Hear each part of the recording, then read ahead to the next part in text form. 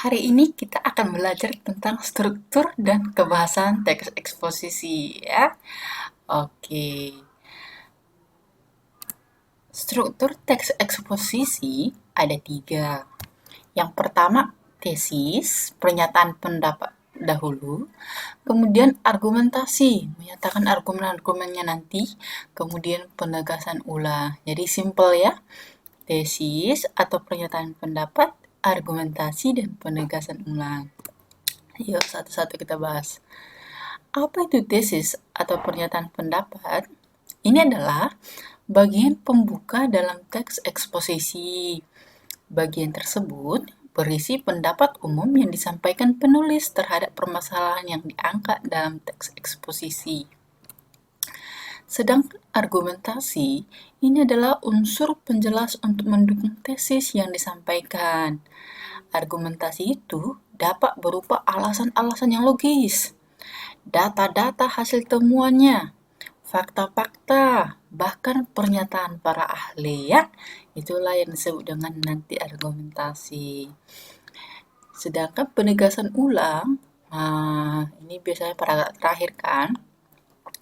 Ini bagian ini bertujuan menegaskan pendapat awal, serta menambah rekomendasi atau saran terhadap permasalahan yang diangkat.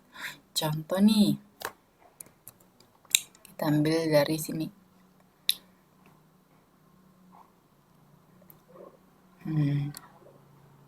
Oke, ini judulnya adalah pembangunan dan bencana lingkungan.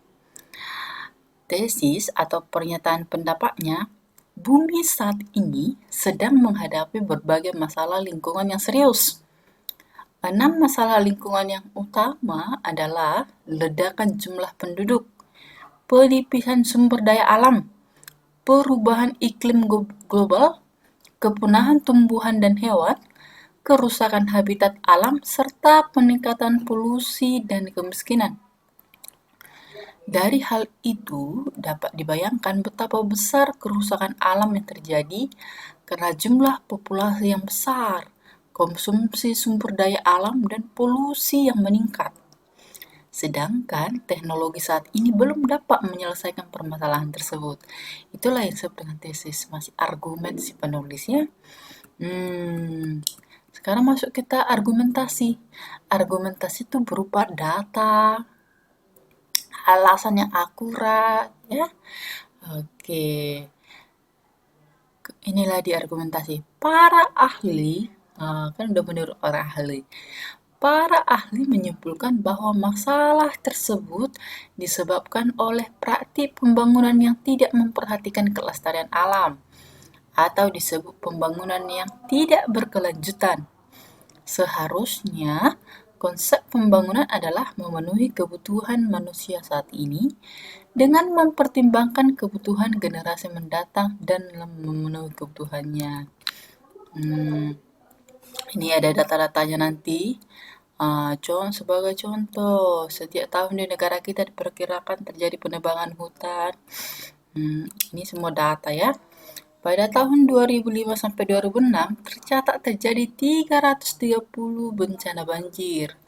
6 ini data sudah diambil. Ini semua data. Kemudian kita lihatlah.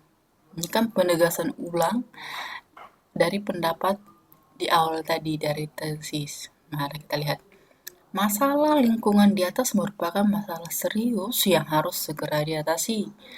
Meskipun tidak mungkin mengatasi keenam masalah utama lingkungan tersebut, setidaknya harus dicari solusi untuk mencegah bertambah buruknya kondisi bumi.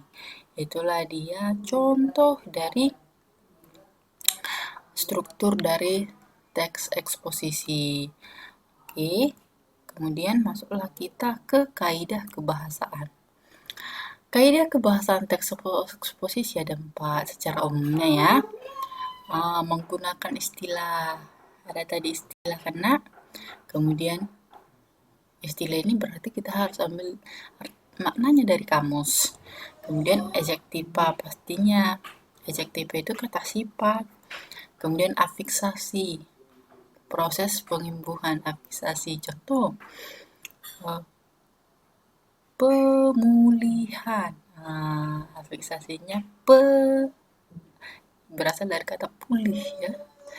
Pean ya, pemulihan, pean. Kemudian verba.